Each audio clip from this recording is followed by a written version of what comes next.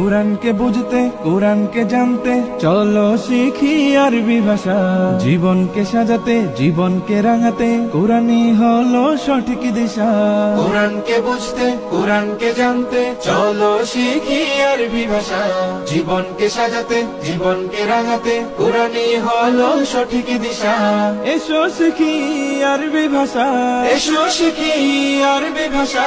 সহজ সরল ছন্দ সুরে تاء ثاء جيم حاء خاء دال ذال راء زاء سين شين صاد ضاد طاء ظاء عين غين فاء قاف كاف لام ميم نون هاء واو ياء هذه حروف الهجاء ألف باء تاء ثاء جيم حاء خاء دال ذال راء زاء سين شين صاد